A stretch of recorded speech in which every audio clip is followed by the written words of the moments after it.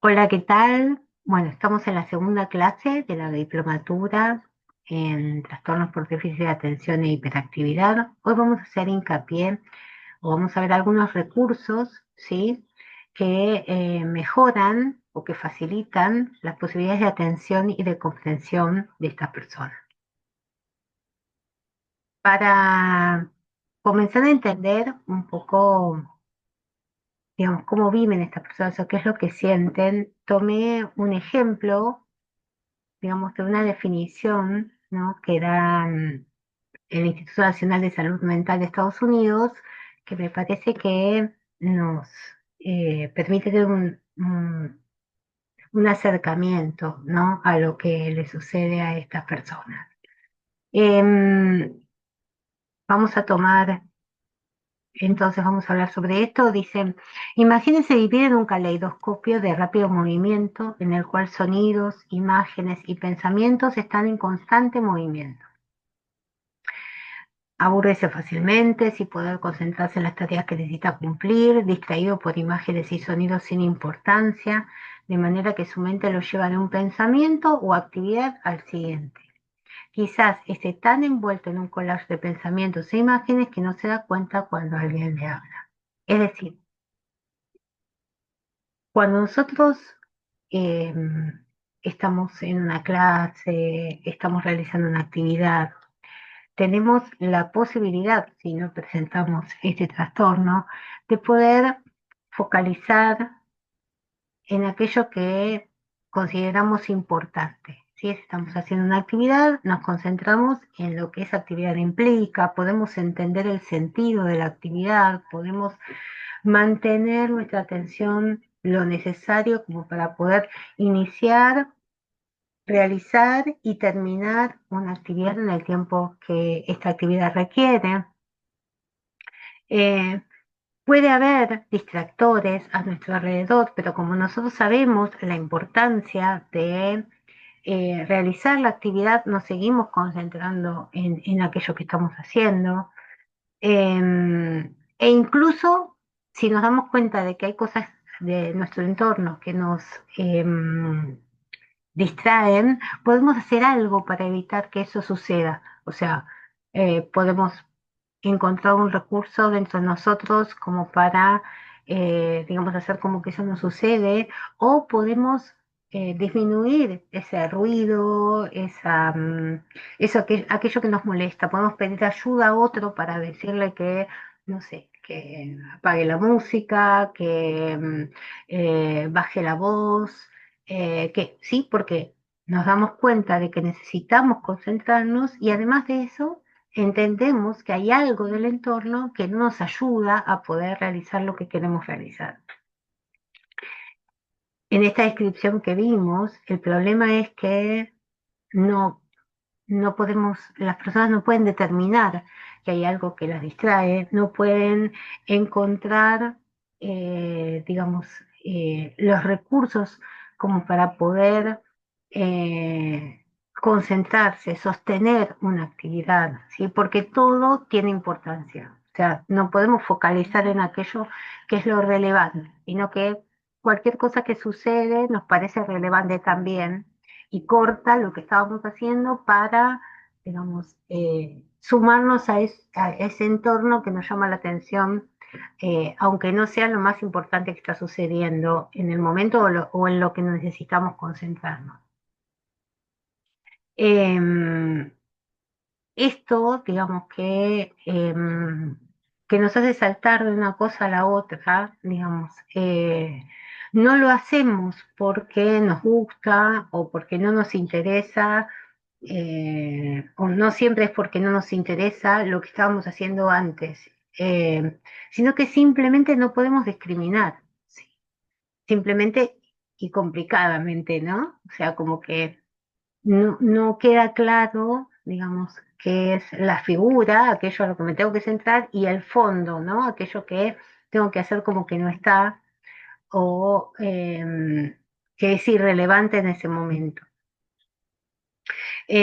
Interfieren constantemente muchos estímulos a la vez, y todo eh, digamos, nos confunde. No podemos eh, focalizar, que es precisamente el problema mayor, ¿no? Y a su vez, digamos, esta constante búsqueda o esta constante, digamos, cambio que se da internamente, hace que muchas veces, eh, si nos hablan, si nos quieren ayudar dándonos una indicación, si no le podamos prestar atención, porque estamos sumidos en ese movimiento interno y en esa sucesión de cosas que nos pasa cuando alguien presenta un trastorno como este, ¿sí? Dicho esto, vamos entonces a pensar algunas cosas que son, digamos, fundamentales, ¿no? Una de ellas tiene que ver con entender, digamos, qué es la habilidad perceptiva, ¿no?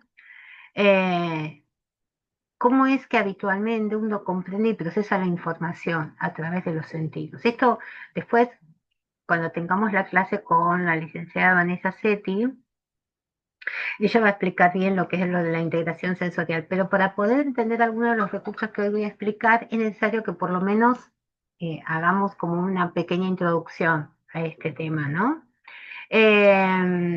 Nosotros no solamente eh, o sea, para poder comprender algo, no solamente es lo que aquello que vemos, aquello que oímos, aquello que olemos, tocamos, sino que em, todos estos datos que nosotros percibimos, los tenemos que comprender, los tenemos que darle sentido, digamos, de alguna manera, como para que tengan significado, ¿sí? Si no, es como ruido, ¿no? Si no, no termina dándonos la información que necesitamos para poder continuar. Hay que hacer hincapié en que el primer punto de referencia con el cual nosotros nos manejamos es nuestro propio cuerpo, ¿no? Para distinguir conceptos como la direccionalidad, ¿sí? Arriba, abajo, grande, chico, adelante, atrás. Y esto está en relación con nosotros mismos y con los objetos o con el entorno.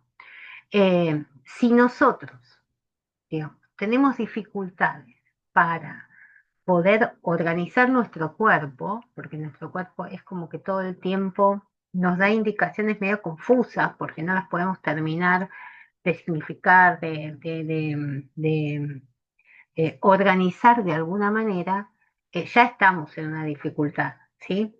También pasa con el tema de, em, digamos, con el manejo de nuestro cuerpo, ¿no? Hay algunos chicos que son vistos como torpes, chicos, adultos, digamos, porque parece que se tropiezan a cada rato, que se les cae todo cuando lo tratan de agarrar, que eh, no pueden sostener las cosas que tienen en sus manos, se les caen los materiales cuando los están usando. Y esto es porque la percepción del espacio, ¿sí? La relación entre su propio cuerpo y el entorno no es adecuada, ¿sí? Necesita como un aprendizaje específico. Yo recuerdo siempre uno de los chicos con los que trabajaba, que un día charlando con él y con la mamá, y hablando sobre las dificultades motrices que presentaba, la mamá me comenta que él no sabía saltar, ¿sí? Que era muy atropellado y que de repente cuando él quería, eh, que quizás podía saltar con los dos pies, pero no podía saltar de a uno, no podía, eh, y que muchas veces, si era muy alto donde tenía que saltar, no sabía cómo manejarse con su cuerpo. Y yo trabajaba en ese momento en un consultorio interdisciplinario en el cual había una kinesióloga. Entonces yo, hablando con ella, le decía, bueno, ¿vos le podés explicar cuáles son los movimientos que necesita realizar para poder saltar? Me dice, ¿cómo para explicarle muy bien? Sí, decirle puntualmente cómo tiene que poner el pie, cómo tiene que poner la pierna, la rodilla, cómo tiene que hacer, y explicarle, mostrándole cómo se puede hacer. Dice, porque para mí lo va a entender enseguida. El problema es que no sabe qué hacer con su cuerpo, o sea, no sabe cómo preparar su cuerpo para realizar este movimiento.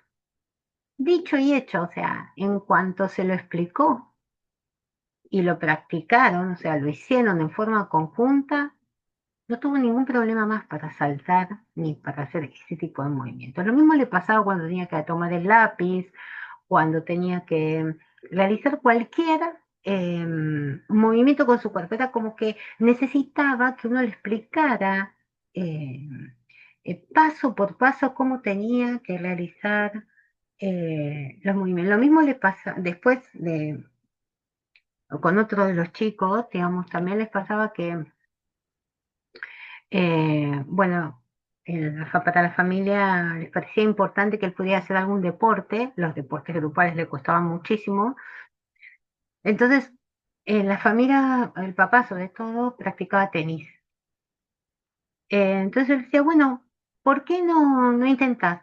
Uy, pero le cuesta un montón. Bueno, intenta que a ver, porque yo que lo había practicado alguna vez, le decía, en realidad, al ser un deporte individual, eh, digamos, es más fácil de comprender cómo manejar tu cuerpo, o por lo menos en un principio, cómo hacer las cosas, será más fácil que cuando vos además tenés que pensar en lo que el otro va a hacer y lo que son los deportes grupales.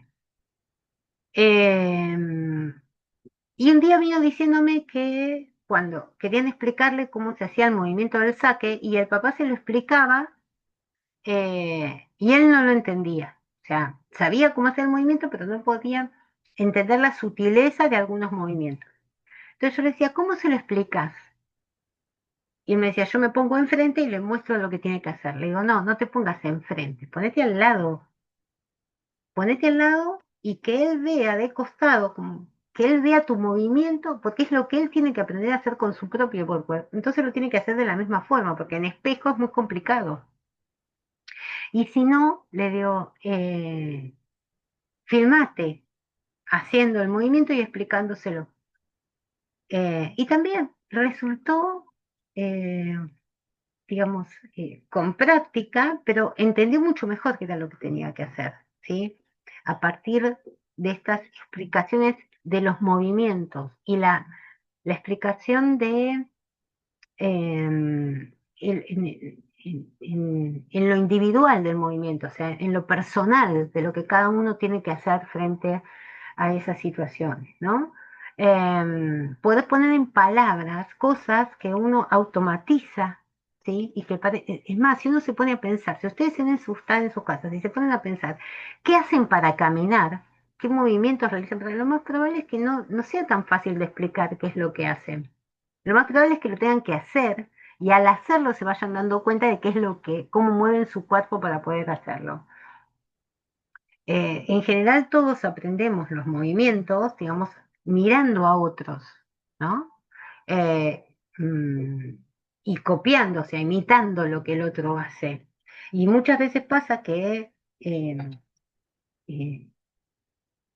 hay ciertos movimientos que de alguna forma uno tiene que ayudar a hacerlos. Vienen los chicos chiquitos cuando intentan pararse o que uno, digamos, los ayuda poniendo quizás la manito sobre una mesa o poniendo, ¿no? Dándoles, es muy difícil, pasa mucho con los chicos con dificultades motrices que no tienen la experiencia o que tienen dificultades para poder tener la experiencia, que los terapeutas lo que hacen es moverles el cuerpo o acomodarles el cuerpo para que puedan realizar adecuadamente los movimientos que necesitan y que solos no pueden hacerlos porque no los pueden, necesitan ayuda para poder hacerlo. Bueno, esto era para explicar, digamos, lo complejo del movimiento, pero también lo complejo no tiene que ver a veces porque los chicos presentan dificultades motrices, sino porque lo motriz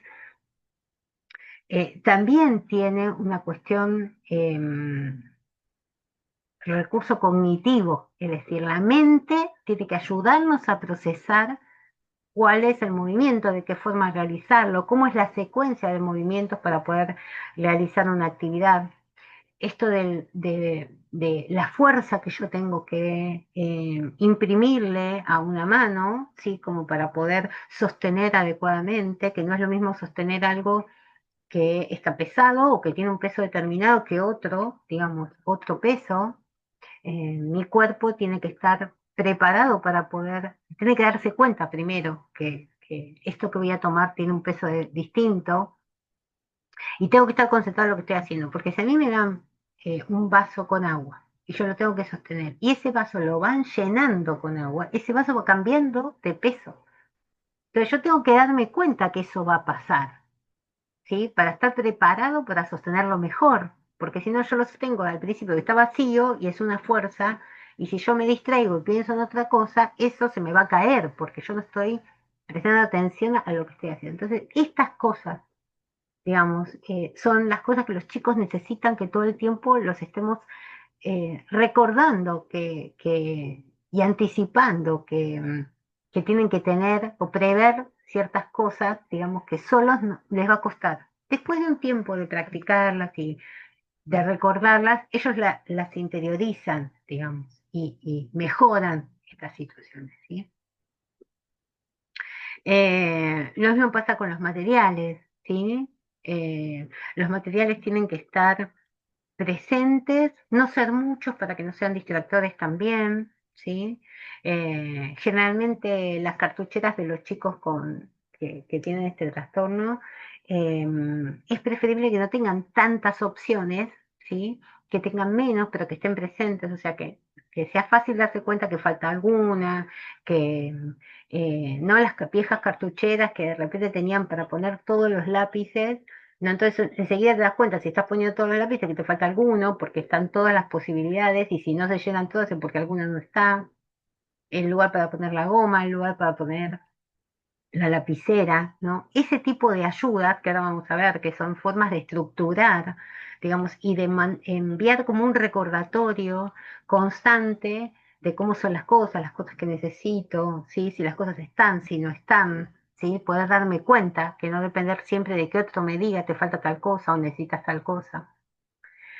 Y por supuesto, todo esto que estamos hablando, obviamente, si un chico no puede sostener bien el lápiz, si cuando tiene delante suyo una hoja, digamos, la hoja se le mueve constantemente porque él está en movimiento constante, si tengo una hoja que es sumamente finita y él es muy impulsivo, y entonces cuando ya apoya ya rompió la hoja, bueno, todo ese tipo de cosas se meten, ¿sí? En lo que es el aprendizaje formal, digamos, de la lectura, de la escritura, de la matemática, del arte, ¿sí? De las actividades deportivas, ¿sí? En todo se mete, porque todo influye, porque todos necesitamos tener el control de nuestro cuerpo, tener noción de nuestro cuerpo en el entorno, ¿sí?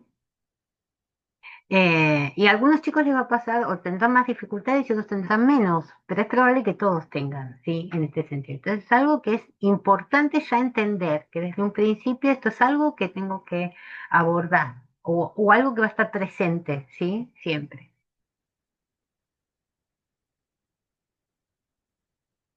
Eh, con lo que hablábamos antes, ¿no? Hablamos de los ruidos, de los distractores, ¿sí? Eh, Hay que tener en cuenta digamos, la interferencia constante que hace, digamos, el mundo, el entorno, en lo relevante que tienen que realizar estos chicos. El aula de por sí, digamos, implica para los chicos un nivel de concentración y, digamos, muy alto.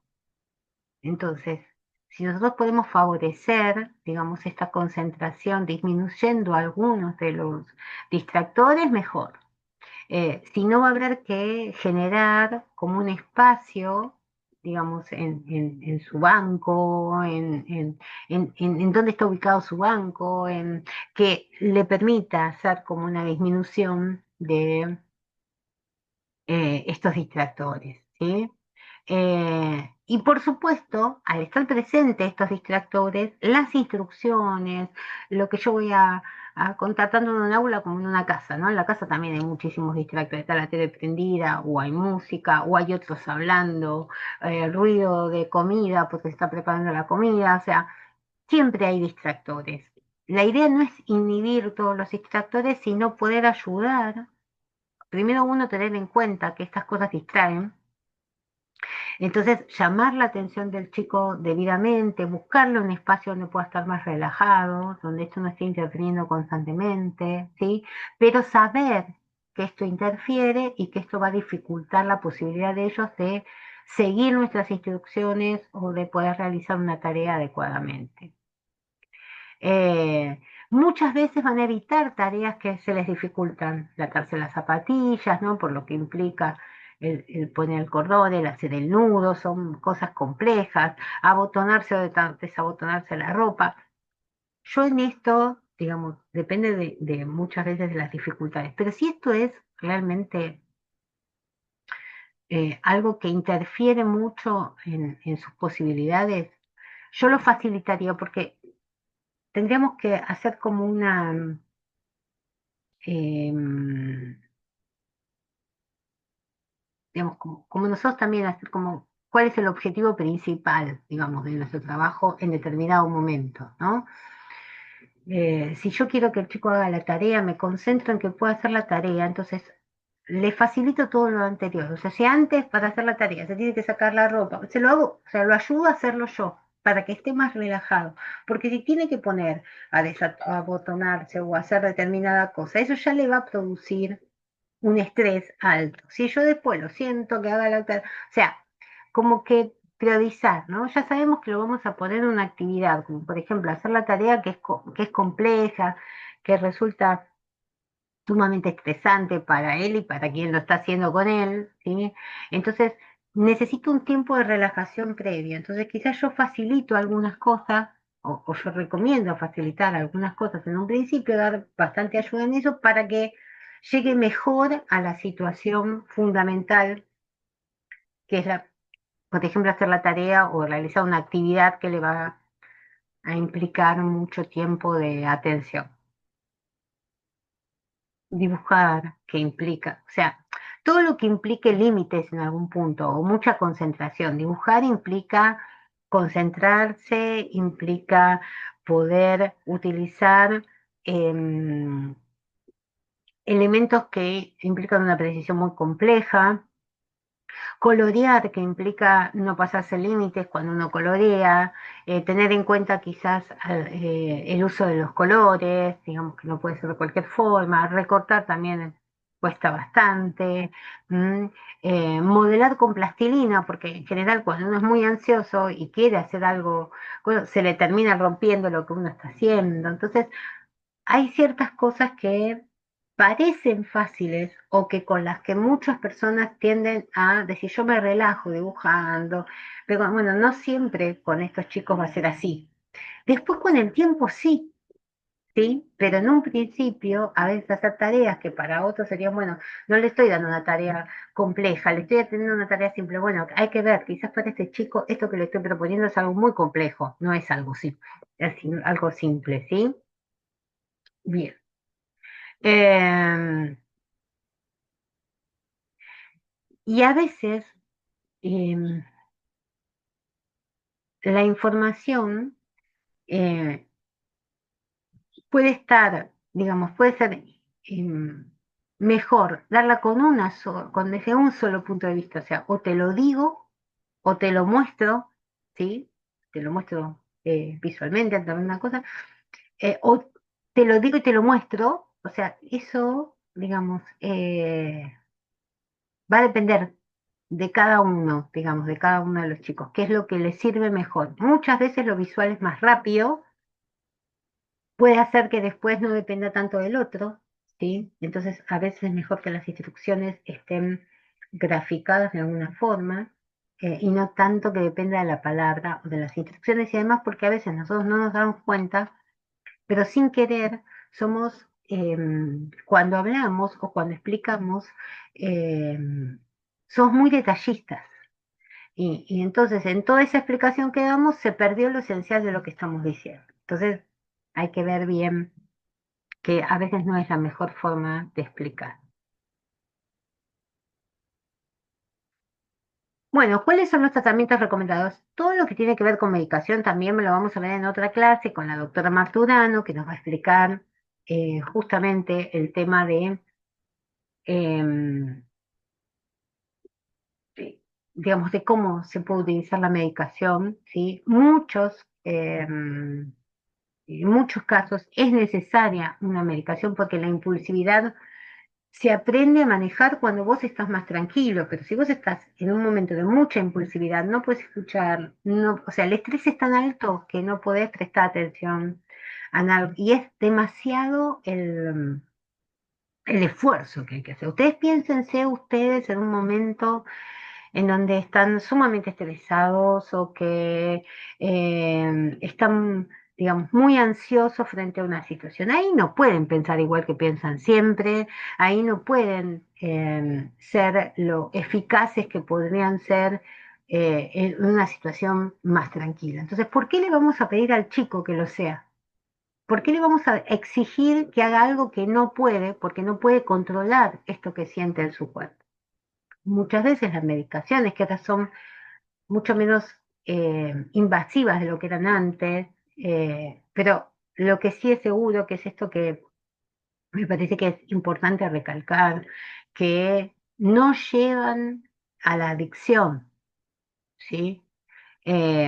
Lo que se utiliza, la medicación que se utiliza, es una medicación que colabora para que el chico esté más estable, ¿sí? Pero que no es para, no siempre va a ser para toda la vida. Obviamente no es algo que se pueda mantener siempre la misma. Si es necesario una ayuda, tiene que ir cambiando a medida que la persona va creciendo.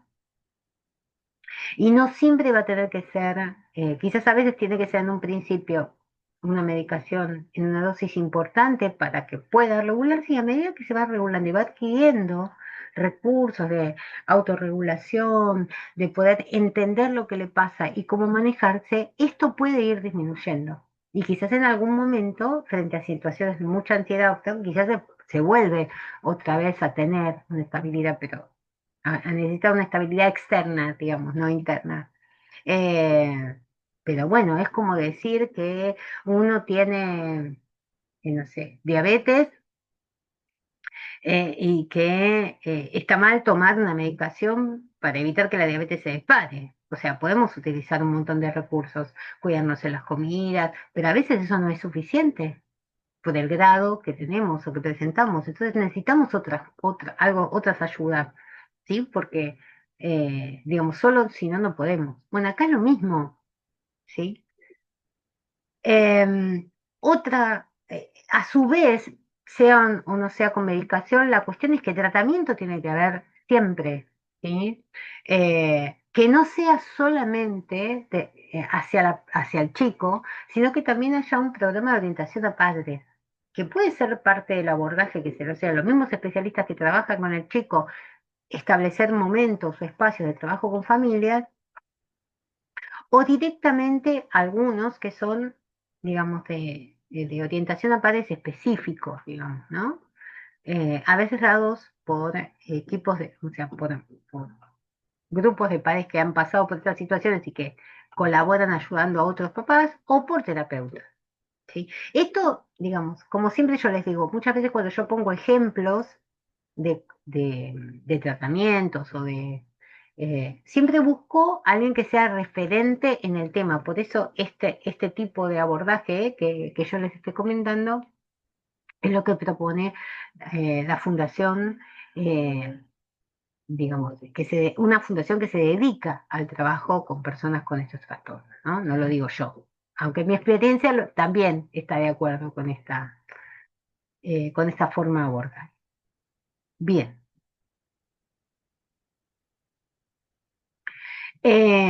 Está, digamos, uno de los más recomendados dentro de lo que es el abordaje multidisciplinar desde el punto de vista psicológico, psicopedagógico, digamos, la mirada desde la terapia cognitivo-conductual. ¿Por qué? Porque en realidad, digamos,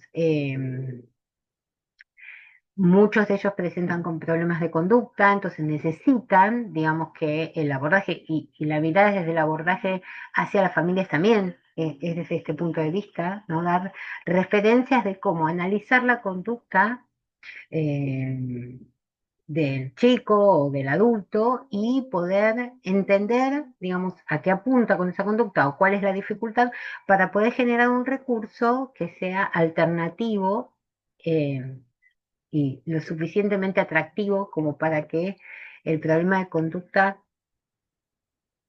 eh, no sea el recurso para obtener o para lograr algo que necesita, ¿sí? Esto ya lo vamos a ver la clase que viene, que vamos a hablar sobre eh, conductas disruptivas o dificultades de conducta. Y digamos, no se trabaja como se trabaja con otro tipo de patologías, solo con el análisis de la conducta, sino también con el reforzamiento de la conducta adecuada, ¿sí? Eh, y que, digamos, los reforzamientos que se suelen usar son las alabanzas, la atención positiva, las recompensas y sí, algunos privilegios también, digamos, que pueden obtener a partir de presentar conductas adecuadas. Fundamental, ya lo dije antes en las anteriores explicaciones, pero los niños con dificultades de atención necesitan estructura, es decir, necesitan tener claridad, ¿sí? Sobre, eh, digamos, qué sucede, eh, sobre cómo reaccionar o cómo eh, organizar su entorno, su mundo, ¿sí? Y esto lo facilita, digamos, si su entorno es estructurado. ¿M? Más allá de que la vida no es estructurada y que después uno, digamos, ellos van aprendiendo a estar en entornos menos estructurados. Pero, digamos, a la estructura no quiere decir hacer exactamente lo mismo siempre y de la misma forma, ¿sí? Pero sí que tener idea de cómo se va organizando lo que sucede a su alrededor, del porqué, de qué va a pasar antes, qué va a pasar después, ¿sí? Porque esto va, disminuye el nivel de ansiedad y también poder ofrecerles, digamos, la posibilidad de hacer listas o tablas con referencias para todas las situaciones de la vida cotidiana, ¿no? Y para que recuerden cuáles son los pasos, los procedimientos, lo que se espera que se haga en determinada situación, no solo ellos, todos, digamos, ¿no? Y estos recordatorios facilitan, digamos, que puedan tener un cierto control de las situaciones, ¿no? Porque ellos mismos pueden hacer uso de estos recordatorios en forma constante, ¿sí?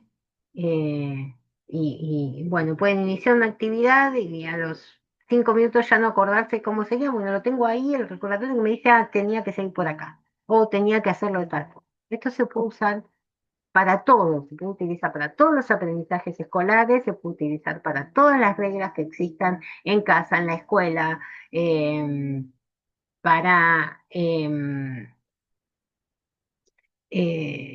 recordar desde lo que tengo que llevar a la escuela, lo que tengo que traerme de la escuela antes, o sea, lo que tengo que mirar antes de irme de la escuela y de traerme, porque si no me olvido lo que tengo que traer, ¿sí? Y esto, si nosotros lo ponemos a pensar, nosotros en nuestra vida también lo hacemos. O sea, no es solo para los chicos, o sea, todos hacemos estas cosas, solo que quizás no lo hacemos con todo y todo el tiempo. Yo personalmente, si no escribo lo que necesito comprar, para tener mi heladera con las cosas suficientes o mi alacena con todas las cosas suficientes, lo más probable es que me olvide. O sea, tengo tantas cosas eh, que recordar. Yo uso una agenda para saber cuáles son mis pendientes en el trabajo, cuáles son mis pendientes cuando doy clases con mis alumnos. Hago cronogramas sobre cómo hacer que los organizan mis alumnos y les anticipa cómo nos vamos a manejar en cada cuatrimestre, pero también me organiza a mí, porque yo voy viendo el cronograma y me voy dando cuenta si voy llegando, si tengo que, y me sirve para el año próximo, cuando vuelvo a pensar en la materia del año próximo, qué es lo que no pude, si lo que di de esta forma sirvió o no sirvió, si lo tengo, o sea, a todos nos sirven estas cosas, no solamente, ¿sí?, a las personas con dificultades de atención. Vivimos en un mundo muy estresante, entonces necesitamos algunas situaciones o algunas estrategias o recursos, digamos, que nos permitan poder organizarnos. Bueno, ni hablar de todo lo que nos organiza muchas veces el teléfono, ¿no? Con todas las, con los recordatorios, con las, em, hasta nos dice el clima, nos dice, nos hace acordar de los cumpleaños, ¿sí? O sea, y hay un montón de cosas que si perdemos el teléfono, las perdemos definitivamente. Por ejemplo, los números de teléfono de todos los conocidos o de todos los contactos que hemos tenido desde que tenemos ese teléfono, ¿no? Bueno, obviamente, las reglas también, ya los decíamos, ¿no? Cuando hablamos de las listas y los recordatorios, bueno, las reglas también pueden estar escritas, muchas veces facilita y genera confianza, es que las reglas la escriban, digamos, se escriban con los mismos chicos, ¿no? Con esto de, bueno, a ver, vamos a pensar cómo es la organización en casa o qué cosas se pueden hacer o no en mi habitación, esto puede ser una charla familiar, digamos, de acuerdo familiar sobre las cosas que se pueden y las cosas que no se pueden, digamos. Las instrucciones, las consignas, digamos, de actividades o de cosas también pueden estar escritas, pueden estar, no quedar solamente en lo que la explicación hablada de la docente, sino que la puede escribir en algún lado para recordar qué es lo que tiene que hacer, ¿sí? Eh, asegurarse de que la haya escuchado, de que la haya entendido, que la haya escrito o escribírsela. Pero los límites son fundamentales. Los límites tienen que ser claros, ¿sí? Es decir, esto se puede, esto no se puede. Y a veces va a ser por consenso y a veces va a ser porque es así, digamos, porque son las reglas del aula. Yo otro pacientito con el que trabajaba, yo solía a pedirles a los profesores, a los maestros, que completen una grilla con algunas preguntas muy sencillas sobre, digamos, cómo se manejaba en clase eh, el chico, ¿no? Y en una de los maestros, yo después de leerlas, eh, organizaba una reunión en la escuela y sobre todo con alguno que me contara de alguna dificultad que tenía. Me acuerdo que una de las profesoras de matemáticas de uno de mis pacientes había puesto que molestaba a sus compañeros y se le caían todas las cosas. Yo decía, qué raro, porque los demás no me dicen, no dijeron que tenían problemas de conducta o que tuvieran dificultades. Incluso la orientadora escolar me decía que realmente no presentaba dificultades en la escuela en ese sentido. Entonces, cuando voy a ir a hablar con esta docente, le digo, ¿a qué se refiere? No, porque lo que pasa es que la mamá le dice que la mamá le pidió que no se desabrigara. Entonces él está en el aula con la campera. Entonces, claro, se levanta con la campera y se le caen las cosas, tira va a buscar algo y le tira las cosas al otro.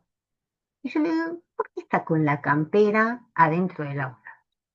Y porque la mamá se lo pidió.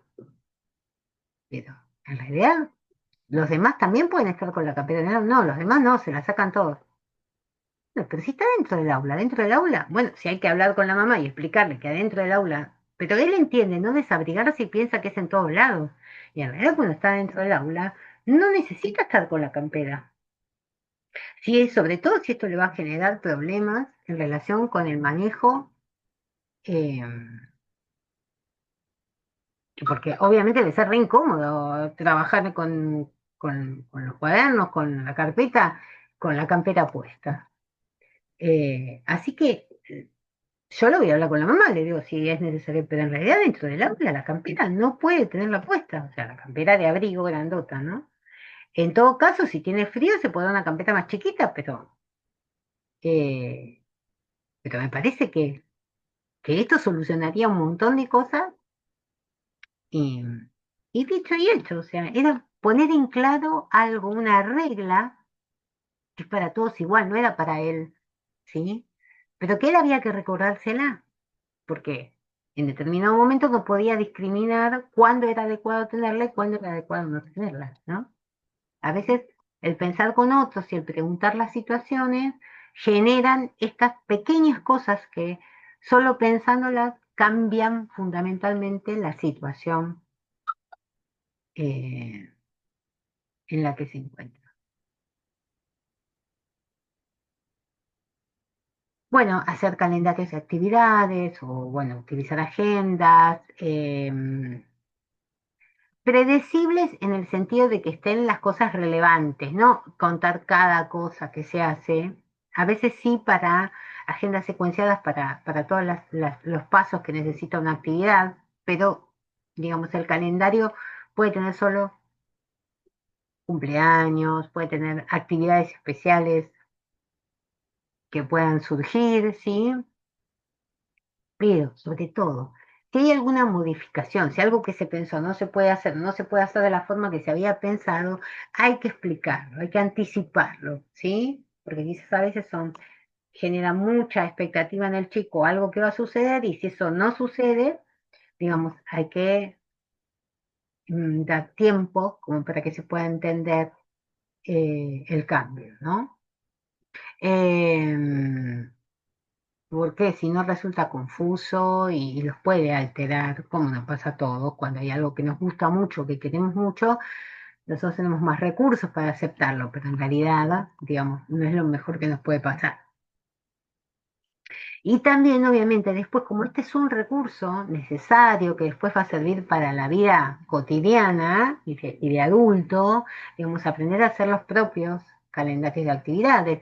Esto de que en realidad esto es un ejercicio que digamos, yo lo recomiendo hacer desde que los chicos son chicos, digamos, desde la primaria, para que no sea una cosa que en secundaria, con todo el cambio que implica, además hay que utilizar una agenda, no, la agenda hay que usarla lo antes posible, digamos, porque va a ser eh, la agenda de organización de actividades, digamos, ¿no? Ahora hay un montón de cuestiones digitales que se utilizan, que están muy buenas, digamos, son las plataformas en las cuales a veces, aunque al principio para los chicos pueda ser algo complejo, una vez que las aprenden a manejar, digamos, está buenísimo porque te va haciendo recordatorios, ¿no? De em, cuánto, em, cuánto falta o cuánto tiempo tengo para poder prepararme para tal examen o para tal tarea, o cuántos días tengo, ¿no? Esto de aprender a usarla no solo para lo que te dicen que vas a tener que hacer, sino para organizarte previamente, ¿no? Si tengo un examen el jueves y estoy en sábado, bueno, saber cuánto voy a tener que leer, cuánto, como para programarme los tiempos de estudio hasta ese jueves que tengo el examen. O sea, cuáles son los pasos previos también, ¿no? Que esto, cuanto antes aprendan a cómo organizarse, más fácil es. Y después, cuando se van agregando más temas y más, se complejiza más la cosa. Esto no es solo para los chicos con problemas de atención, para mí es un recurso para todos chicos, pero bueno, eh, acá se hace fundamental. Bien, pues empecemos a hablar de los recursos. El primer recurso, que ya lo nombré varias veces, es el tema de la agenda, que yo les voy a mostrar acá las primeras agendas, o sea, las agendas como para explicar el uso, digamos, de este recurso con chicos más chicos, digamos, ¿no? Eh, Esto de mostrar las secuencias de la actividad de trabajo, esto para explicar la organización del día, la organización de la mañana, la organización de las actividades diarias, ¿sí? tiene que ser algo que si se presenta, tiene que después estar a mano para que el chico pueda ir chequeando qué es lo que pasa, ¿no? Siempre en el mismo lugar, puede estar sobre el banco del chico, puede estar en una parte de su habitación, puede estar en una parte de la casa, digamos, como para recordar, ¿no? Las cosas que van a hacer. Lo que cuenta es precisamente qué tengo que hacer en el día, qué tengo que hacer en este tiempo. Esto se puede dividir por momentos del día, ¿sí? ¿Qué tengo que hacer en el aula? ¿Qué tengo que hacer? Bueno, como les decía, la agenda es uno de los recursos, ¿no? En realidad es explicar la organización o lo que se espera o lo que va a pasar durante digamos, un día, un momento del día, ¿sí? Puede ser el momento de la escuela, puede ser el momento de estar en casa, podemos ser el momento de una actividad en particular, como puede ser un cumpleaños, como puede ser un evento determinado, y responde a la pregunta de qué tengo que hacer, ¿sí? Generalmente incluye gráficos. En el caso de chicos con este trastorno, no tienen por qué ser pictogramas, pueden serlo o no, ¿sí? Pueden ser dibujos también, o sea, dependerá de lo que para el chico es atractivo y comprensible, ¿sí? Igualmente siempre hay que entender que cuando se utiliza una agenda, incluso con chicos muy chiquitos, lo que se busca, digamos, es que asocie lo que nosotros le estamos mostrando con lo que va a hacer en cada momento, ¿sí? No es tanto que discrimine si tal gráfico que es tal cosa, sino que lo va a ir asociando a medida que lo vamos trabajando, ¿no? A medida que le vamos mostrando, bueno, ahora te toca trabajar, ¿sí? Entonces, se pone a hacer una actividad que refiere al trabajo, ¿sí?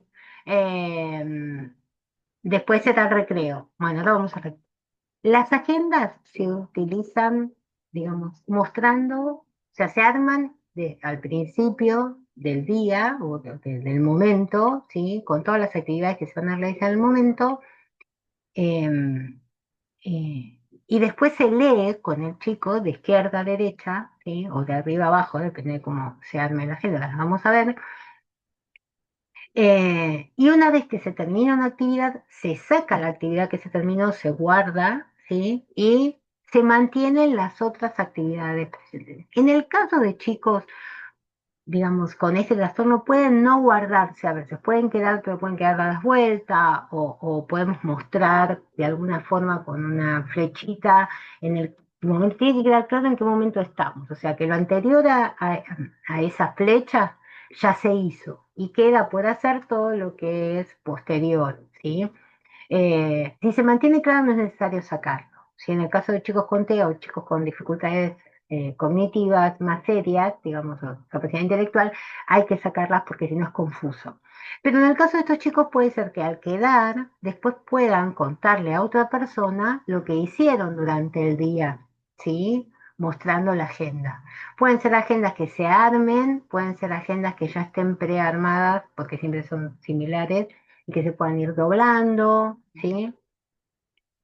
Bueno, hay distintas formas de hacerlo, ¿sí? Lo importante es que representen las actividades relevantes del día, o sea, puede ser que con respecto a la escuela puede ser los horarios de las distintas materias, o sea, puede ser ahora tengo matemáticas, después tengo lengua, después tengo el recreo, o sea, hay algunas que se repiten porque recreos hay varios en una mañana, una tarde en la escuela, ¿sí? Eh, Puede ser que haya un momento pero esto también sirve para poder anticipar cuando el día no es igual que a lo esperado habitualmente, ¿sí?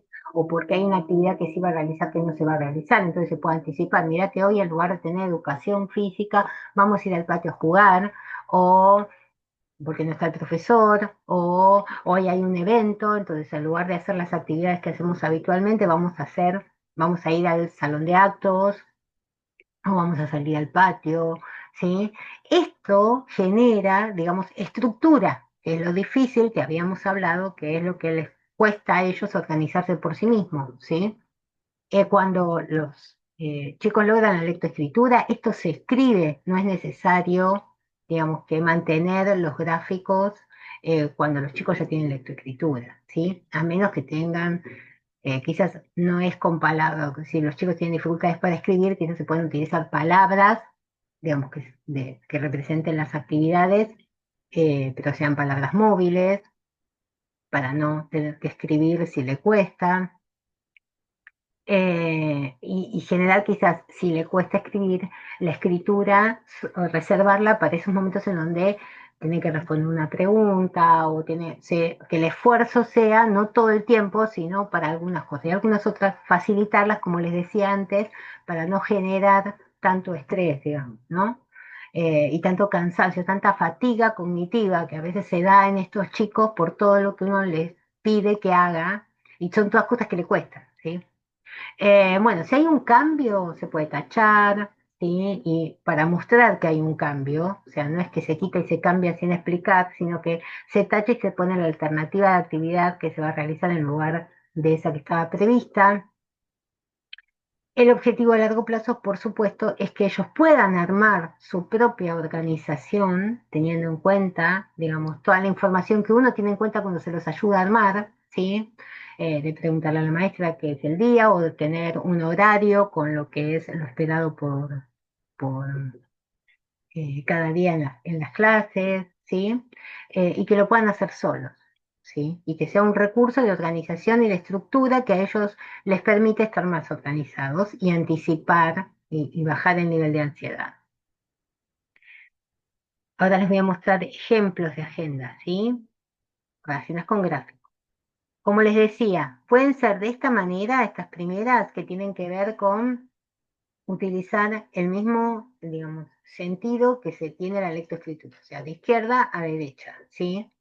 Y esta era la flecha que yo les decía, digamos, que se puede utilizar para indicar en qué situación, o sea, cuál es la actividad del momento y se puede ir cambiando la flecha en lugar de sacar los eh, pictogramas o los gráficos, ¿sí? Y esta es la otra forma, ay, perdón, la otra forma de hacerlo, que es haciéndola de arriba hacia abajo, ¿sí? Esto es lo que a veces tiene que ver con lo que para el chico le resulte más atractivo o que lo entienda mejor, ¿sí? Y a veces tiene que ver con los espacios que uno cuenta en el aula o como para poder, eh, digamos, que tenga espacio. A veces las agendas de arriba ocupan mucho espacio en el pupitre, entonces esto se puede colgar a un costado, pegar en la pared, ¿sí? Estas son alternativas. Pero estas son agendas diarias, de lo que se hace en el día o en una parte del día, como puede ser la escuela. Y también están las agendas semanales, ¿sí? Que es como para organizar, como para que le quede claro, digamos, esto de los días, ¿no? ¿Qué hacemos los lunes, qué hacemos los martes, qué pasa los sábados y domingos, qué pasa un feriado, ¿sí? Eh, y las mensuales, ¿sí? Esto en chicos con estas dificultades se pueden poner en práctica rápidamente, ¿sí? Como organizadores. eh, y no es necesario que estén todos los días con una actividad, sobre todo el mensual, ¿no? No es necesario que estén todos los días, quizás poner solo lo relevante, como utilizaríamos nosotros un calendario en nuestras casas, digamos, ¿no? Como para saber, no sé, quizás lo usamos para los pagos de vencimiento, para los eventos importantes sin olvidarnos, ¿no? O quizás lo usamos en el celular o en la computadora, pero bueno, para los chicos es importante que esté en un lugar visible.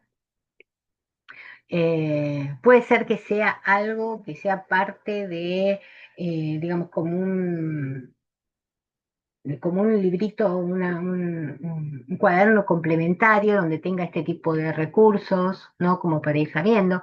La mensual también también sirve como para esto de pensar, bueno, ya me avisaron que tengo una prueba tal día, entonces quizás me tengo que organizar que los días previos, cuántos días previos empiezo a estudiar, ¿sí?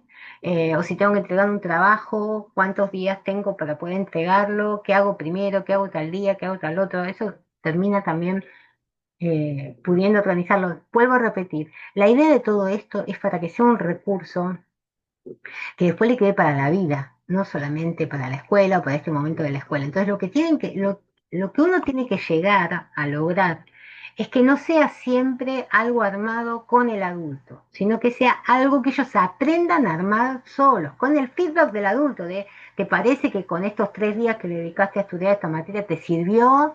Para la próxima nos ponemos 4 en lugar de 3. Eh, ¿Te fijaste cuánto tenías que leer para tal materia? ¿Sí? ¿Te parece si ya empezamos? ¿Sí? O sea, ayudarlos a que sean efectivos en el uso de estos recursos, ¿no? Siempre brindar feedback de cómo los utiliza. Por eso, en realidad, digamos, estas son las recomendaciones del uso de esto, de cualquier recurso que ellos utilicen, ¿no? Pero esto de poder monitorear con ellos cómo les fue con el uso del recurso, ¿no? Haciendo hincapié, siempre digo, en lo positivo, en lo que lograron, ¿sí? Siempre uno tiene que hacer el ejercicio de hacer hincapié en lo que logró. Ay, mira, aunque no le haya ido nada bien, algo podemos rescatar. Bueno, lo importante es que lo intentaste, lo importante es que, bueno, lo hiciste. Bueno, probemos otra vez, a ver, ¿sí? Vamos a probar que con esta vez, a ver si te acordás o entendés mejor cómo es el día o cuánto falta para tal día o cuánto, ¿sí? Siempre motivando, siempre, digamos, ayudando a que pueda aceptar como un beneficio para él aprender este recurso. Obviamente, si hay actividades que son muy largas, ¿sí? Porque implican varios pasos o porque, bueno, hay que ayudar a cortarlas. No a cortarlas porque se las simplificamos, ¿sí? Sino quizás a cortarlas en cuanto ahora hacemos una parte, nos distraemos, volvemos a hacer otra parte, ¿sí? O sea, como hay que averiguar el tiempo, digamos, posible de atención que tienen los chicos, digamos, como para no fatigarlos tanto que al final terminen diciendo que no van a hacer la actividad, ¿sí? Y ampliarlos de a poco, digamos, o sea, no quedarnos en puede esto, no, puede esto hoy, digamos. La idea es que a medida que va aprendiendo, digamos, a hacer distintas actividades. La primera vez que a nosotros nos enseñan algo nuevo nos cuesta, siempre, siempre que es algo nuevo nos cuesta. Nos cuesta, nos implica más tiempo, tenemos que hacerlo, leer varias veces lo que estuvimos, lo nuevo que estamos leyendo para terminar de entenderlo. Piensen que todo lo que están aprendiendo los chicos en la escuela, digamos, es nuevo, ¿no? Es ¿sí? Aunque sean quizás temas que se concatenan con cosas que ya vieron, el hecho de la presentación del tema de nuevo es porque vamos a ver algo que no vimos hasta ahora, ¿no? Entonces, esto, digamos, genera frustración. Ah, pero si esto yo ya lo sabía, ahora me la complicaron, y sí, ahora te la complicaron, pero porque vos podés complicarla, o sea, porque en realidad, digamos, apuntan a que vos podés seguir aprendiendo más cosas, o sea, explicar esto, ¿no? El sentido de por qué, eh, digamos, a apostar a que el otro te está viendo con posibilidades. Entonces, digamos, si vos podés, es importante que intentes hacer más, ¿no? Eh, y muchas veces las actividades en sí mismas, por ejemplo, las propuestas, hacer una cuenta, hacer una edición, hacerme una comida, lavar un plato, mm, lavarme los dientes, implican una secuencia de pasos, que muchas veces uno primero arma secuencias cortas, o sea, secuencias de 5 pasos, ¿sí? Me lavo los dientes. Bueno, hago hincapié en los 5 pasos principales, ¿sí? ¿Cuáles son los 5 pasos principales de lavarse los dientes? Bueno, ahora los vamos a ver, 5, 7, ¿sí? No 20, ¿sí? Que puede llegar a tener 20 pasos, pero bueno, vayamos, ¿no? A lo posible en un principio y después lo vamos complejizando. Pero la idea es no agotar. Entonces yo le decía, cepillado de dientes. Acá tenemos 7 pasos básicos del cepillado de dientes, ¿sí? Quitar el tapón, poner la pasta, poner el tapón, cepillarse los dientes, arriba, abajo, enjuagar y guardar. La cuestión es, Y es un chico que tiene muchas dificultades y encima le cuesta hacer lo que estamos haciendo porque motrizmente también se le complejiza. Entonces, lo de quitar el tapón, poner el tapón, eso se lo facilitamos nosotros. Vamos directo a cepillarnos los dientes, ¿sí? Quizá poner la pasta y a cepillarnos los dientes, ¿sí? Después vamos agregando lo otro, ¿sí? O ahora vamos a hacer algo nuevo, vamos a hacer algo que yo sé que lo vas a poder hacer. Y en esto, cuando tengamos la charla con Vanessa, la licenciada Vanessa Setti, sobre integración sensorial y los tiempos de las personas, ¿sí? Vamos a ver qué tipo de cepillo de dientes usamos, qué tipo si podemos facilitar cosas como por ejemplo que no tengamos que desenroscar si el problema es, si me cuesta mucho. Bueno, esas cosas que son puntuales, ¿sí? Que también ayudan a que estas actividades puedan ser sostenidas, ¿sí? Y pueden hacerse eficientemente. Eh, bien, eh, como decíamos antes, ¿no? Brindando feedback, haciendo todo lo que teníamos que hacer. Bueno, llegamos a otra cosa importante a tener en, ¿sí? Que muchas veces estos chicos, su nivel de frustración es muy alto. Entonces se pueden generar, digamos, situaciones de mucha ansiedad que los desregulan emocionalmente, ¿sí? Entonces es necesario pensar en cómo ellos pueden darse cuenta de estos cambios que se están dando en su humor, en sus posibilidades de aceptar, digamos, la frustración que sienten, ¿sí? Entonces se utiliza muchas veces este recurso que es el del semáforo. Sí. Bueno, ¿por qué? Porque es re fácil, o sea, todos entendemos que el sentido de un semáforo, que el rojo es lo que no puedo, lo que no se puede, yo me tengo que parar, tengo que frenar en esa situación. El amarillo es el que tengo que tener precaución porque algo está pasando. El verde es lo que está bien, lo que se puede hacer, ¿sí? Entonces, la idea es, ¿sí? Que ellos puedan aprender a descubrir sus emociones y a cómo se van sintiendo, sus cambios de humor, cómo se van, ¿no? Entonces que puedan ir descubriendo cuando están bien, o sea, cuando están en verde, ¿sí? Cuando están en una situación de mayor ansiedad o de mayor disgusto, ¿sí? ¿Qué sienten en esas situaciones? Y poder escribirlo. Ahora vamos a ver un ejemplo. ¿Y qué es lo que ya los desborda, que están en esa situación de enojo total o de frustración total, ¿no? Hay chicos que se enojan y lo expresan directamente, hay otros que se ponen a llorar, digamos que, digamos, en lugar de enojarse o por enojo, digamos, lloran o se aíslan también, ¿sí? Y esto también se puede usar para cuestiones de situaciones riesgosas, ¿no? No solamente tiene que ver con lo emocional, sino que también se puede utilizar para otras cosas. Se puede utilizar para explicar que, digamos, que hay situaciones en las cuales yo estoy tranquilo, hay situaciones en las que ya me empiezo a poner nervioso, que no es solo por la emoción, sino por el entorno me estresa, digamos, por el nivel de estrés que está sintiendo. Y el otro que ya no lo soporto, ¿no? Las situaciones que ya son insoportables para mí. Bueno, por eso, este recurso se puede utilizar para distintas cosas, ¿no?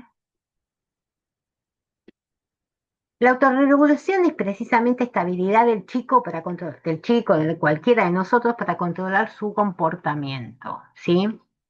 O sea, es poder darse cuenta que algo siente y poder regular eso que siente, ¿sí? Poder percibirlo, darse cuenta, porque a muchos que lo que les pasa es que no se dan cuenta de que se están estresando o que se están sintiendo mal o que se están enojando, no pueden anticiparse a esa situación, ¿no? Entonces, por eso, digamos, ir trabajando con esto del reconocimiento de lo que les pasa, de lo que sienten, de lo que lo estresa, de cómo el entorno está influyendo, los está enojando, ¿sí?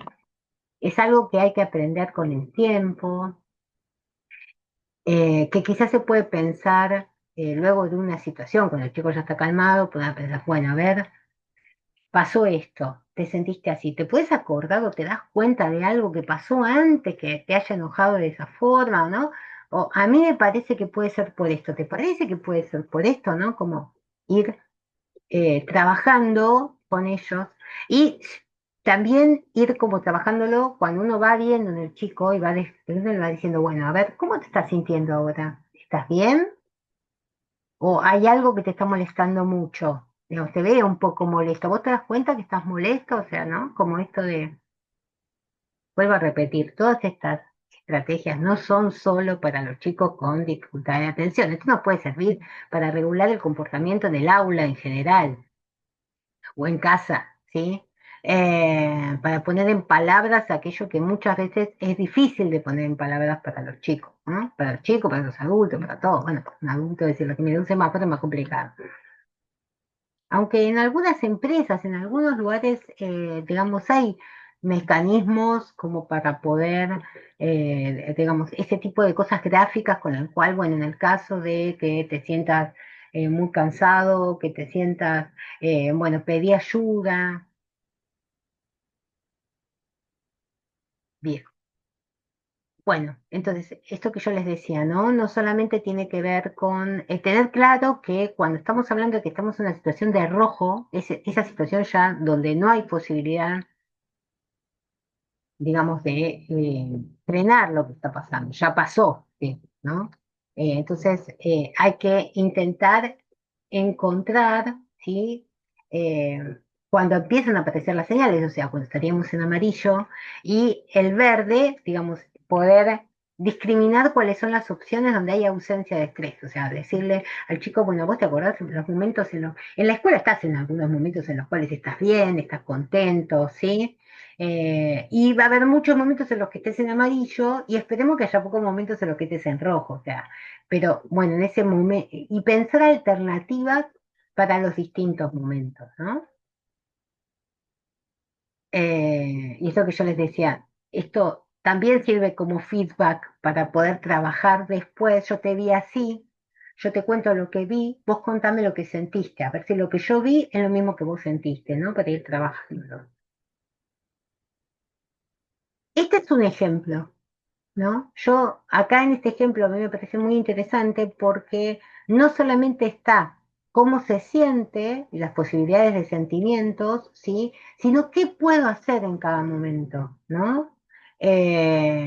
Cuando estoy tranquilo, cuando estoy atento, cuando estoy contento, relajado, puedo repasar la lista de cosas por hacer para poder quedarme tranquilo que ya hice algunas cosas, que me faltan otras, pero que las voy a poder hacer tranquilo, que puedo ayudar a otros cuando estoy bien, puedo leer un libro nuevo, puedo escribir historias, o sea, dependerá de cada chico, ¿no? Y esto de lo que dice abajo, ¿no? Recuerda, esto así, estar así es lo mejor, hay que intentar estar así, ¿sí? Aunque no siempre es estable, no es eterno, como dice ahí, ¿sí? Pero lo importante es tratar de volver a querer estar así, ¿sí? Entonces, me parece que este ejemplo es un ejemplo claro, que es fácil de adaptar a distintas situaciones, ¿eh? Eh, Después pensar alternativas cuando ya empiezo a tener un nivel de estrés mayor, cuando ya me empiezo a poner nervioso, me siento inquieto, estoy desconcentrado, ¿sí? Entonces, ¿qué puedo hacer frente a eso? Ahí puedo jugar con algo que me guste mucho, busco algo tranquilo que me entretenga, quizás escuchar alguna música, pido ayuda. Si todo lo que hice, las alternativas que tenía no me funcionan, pido ayuda, no me quedo sin nada. Bueno, y ahí dice, recuerda, estar así es un aviso de tu cabeza, busco formas para relajarte y sentirte mejor, ¿sí? Y bueno, la otra opción, digamos, es cuando estoy enfadado, muy nervioso y reflexivo. Esto también hay que tener en cuenta que no es, se puede trabajar con chicos chiquitos también. ¿Qué puedo hacer? Bueno, puedo respirar hondo y pienso en el aire o pienso en algo que me guste. Me voy a mi habitación a tumbar, se dice a tumbarme, bueno, a recostarme. Cuento hasta 20 y pienso en algo agradable. Pido ayuda. Siempre está la opción de pedir ayuda, ¿sí? Como algo. Pero lo que también es importante es cómo explica la situación, ¿no? Dice, recuerda, estar así es sano y natural. O sea, todos nos enojamos, Todos en algún momento nos sentimos agobiados, estresados, ¿sí? Pero no puede durar mucho tiempo. O te pones muy triste o los de a tu alrededor también se van a poner muy tristes. También hay que hacer como un trabajo esto de que si para el chico es motivador, que mamá y papá estén contentos, estén bien, lo feliciten, que la maestra lo felicite, cosas también utilizarlo. Bueno, la maestra va a estar muy contenta si vos estás bien. eh, si no estás bien, se va a poner triste, pero te va a poder ayudar, ¿sí? Bueno, esto de... Y ahí les pongo dónde encontrarlo, este material. ¿M? Otra opción es, en lugar de usar el semáforo, usar el termómetro, ¿sí? Que bueno, estos termómetros ya no existen más. Para muchos chicos esto es algo que no entienden, porque estos termómetros en muchos lugares ya no se usan los termómetros digitales, entonces para ellos, digamos, a veces no tiene tanta explicación, pero bueno, puede ser, si quizás es una opción más, ¿no? Porque además acá también te da opciones de intermedios, ¿no? Eh, se pueden ir como pensando en más opciones, ¿m? Que el semáforo tiene tres, no tiene más. Pero bueno, es la misma idea, ¿no?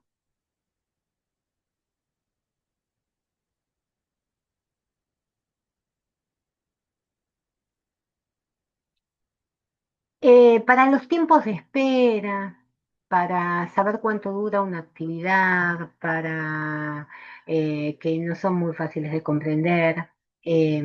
A veces te pueden, es más claro, digamos, que ya está un timer que diga, bueno, durante todo este tiempo, hasta que no suene tal cosa. Hay muchísimas opciones dentro de lo que son los celulares o lo que son las tablets, digamos, de timers muy llamativos, muy divertidos, que puede ser mirar el timer durante el tiempo, porque es un tiempo de espera sin hacer nada, o digamos utilizar los que se utilizan para la cocina, ¿no? Como para cocinar, que es un también conocidos, o los que se usan para los juegos, como los relojes de arena, que hasta se pueden hacer, digamos, tampoco lo tenés que comprar, pero que hay muchos, digamos, y que además son recursos que no se utilizan exclusivamente, las utiliza el chico. Los timers de cocina se utilizan para cocinar, ¿sí? Algunos, digamos, cocina los traen incorporados, ¿sí?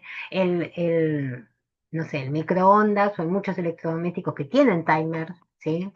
Eh, los juegos también muchas veces tienen tiempo, sé que... Entonces, bueno, es una forma de que el tiempo tenga un sentido o un principio y un fin, ¿no? Obviamente, cuando son tiempos indefinidos, como por ejemplo los tiempos de espera en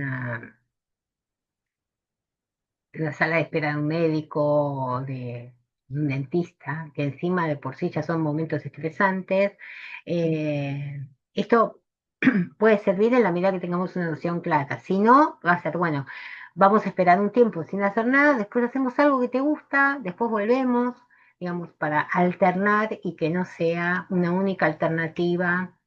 eh, digamos, pero bueno, eso también puede crear mucha ansiedad, los tiempos de espera que no tienen sentido, que no se sabe en cuánto tiempo va a estar. Bien, otra opción para la autorregulación son los scripts sociales.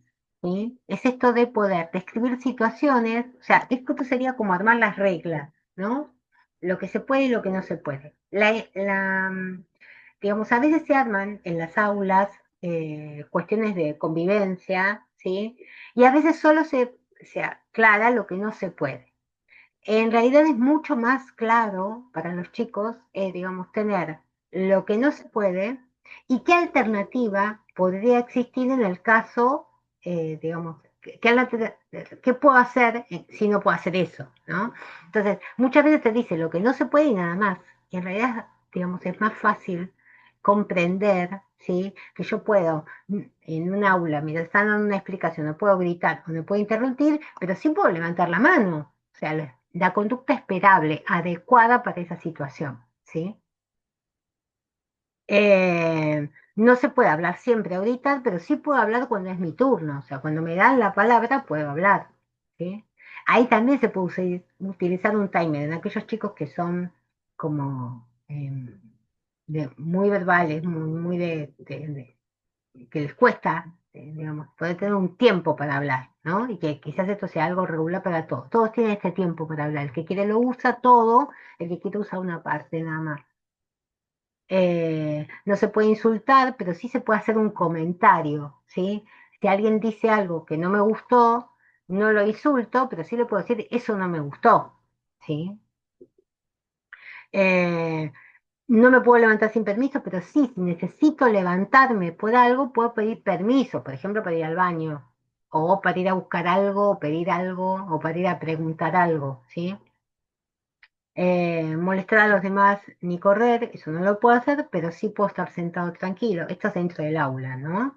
Eh, bien, y se pueden pensar alternativas, ¿sí? Que pueden ser individuales para este chico en particular o que pueden ser generales para el aula, ¿sí? Y en eso a mí también me parece que hay que hacer hincapié en algo importante.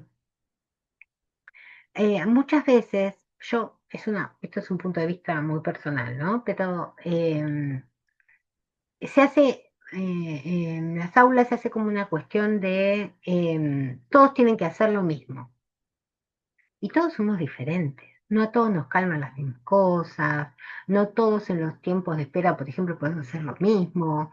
Y permitir diferencias, siempre y cuando, obviamente, no molesten a los otros, me parece algo, digamos, importante. Me parece que eso es algo de poder entender que en el grupo es tan importante el grupo como los individuos que lo conforman, digamos, o sea, aceptando las diferencias. Y eso me parece que también para los chicos es todo un aprendizaje importante, entender que yo estoy en un grupo, pero en el grupo puedo encontrar personas que son de una manera y personas que son de otras, personas que tienen ciertas necesidades y personas que no las necesitan. Y ninguno es mejor o peor que el otro por necesitar o no, ¿sí? Entonces me parece que en eso también sería importante poder pensar alternativas, poder aceptar las diferencias, porque eso también le permite a la persona que tiene dificultades entender que hay momentos que por más de que él necesite algo, al otro le hace mal, ¿sí? Pero siempre y cuando lo respeten, o sea, eso también me parece importante. Yo necesito cosas particulares porque tengo ciertas dificultades o cosas así, pero el otro que está al lado mío también tiene ciertas dificultades. Si yo me estoy poniendo nervioso y que en ese nerviosismo que pongo, el de al lado no puede seguir haciendo su actividad, ahí hay que hacer algo con las dos situaciones, no solo con la del chico que se pone nervioso, ¿sí? Porque quizás, y ahí es lo difícil a veces, ¿no? Poder entender o poder encontrar una estrategia que ayude a todos, no solamente a uno. ¿M? Y tratar de hacer, creo que ese es el desafío mayor para los terapeutas individuales, encontrar o pensar, pero eso no se puede hacer solo. Yo solo en mi consultorio no puedo pensar la estrategia adecuada para ese chico en la escuela. Yo necesito poder hablar con la escuela, poder ponerme en contacto y poder pensar juntos alternativas y probar, porque a veces algunas alternativas parecen muy buenas, pero cuando llevan a la práctica no es lo adecuado tampoco, ¿sí? O hay grupos que aceptan cosas y otros grupos que no, digamos. Entonces, docentes, bueno, y en esto eh, se tiene que entender la flexibilidad y tratar de motivar a todos, ¿no? No obligar, sino motivar. Bueno, estos son ejemplos de scripts sociales, ¿sí? Que se pueden hacer. El otro era escrito, que también puede ser escrito, no tiene por qué ser con pictogramas. Yo lo pongo con pictogramas porque son alternativas que quizás visualmente son más fáciles que ir a leer lo que dice como alternativa, queda como más claro qué es lo que se puede o lo que no se puede hacer, aunque estés lejos, lo ves igual, ¿sí? Entonces, bueno, también puede ser como para hacer un cartel para el aula, algo que sea más rápido de entender, ¿no? Bueno, hemos llegado al final de la clase. Hoy estuvimos hablando, eh, primero nos tratamos de poner en la piel o tratar de imaginar un poco qué se siente tener este trastorno, digamos. Después hablamos, digamos, cómo estos sentimientos, estas cosas que les pasan a las personas, con qué puede estar relacionado, que más que nada tiene que ver con las habilidades perceptivas y con las dificultades en relación con esto que pueden presentar estas personas. Hablamos sobre los tratamientos, aunque lo hablamos un poco eh, por arriba, porque después los vamos a profundizar tanto cuando veamos integración sensorial como cuando veamos el tema de la medicación. Y cuando la semana que viene hablamos de conductas disruptivas, que también ahí vamos a hablar de cómo se trabaja este tema en forma particular. Eh, Hablamos de recomendaciones y hablamos de estrategias y recursos y también hablamos de recomendaciones para estas estrategias y recursos, ¿sí? Eh, Cualquier duda, cualquier comentario que quieran hacer, bueno, ya saben que lo pueden hacer en el grupo de WhatsApp, ¿sí? O anotarse las preguntas, ¿sí? Y cuando nos veamos por Zoom, me las comentan ahí. Pero bueno, si ya las vamos hablando en el grupo de WhatsApp, me parece que puede como ir como pensándose cosas que después quizás yo antes de hablar en el curso preparo quizás algún material, si sé cuál es el tema que más dudas trae o que más comentarios trae, ¿sí? Quizás puedo agregar algo más preparándolo previamente. Si no, bueno, lo hablamos directamente en ese momento. Bueno, les vuelvo a decir que la próxima clase va a ser sobre conductas disruptivas o conductas no adecuadas, digamos, que se pueden presentar y, digamos, cómo manejarnos eh, con esta situación. Bueno, nos vemos la próxima, que sigan bien.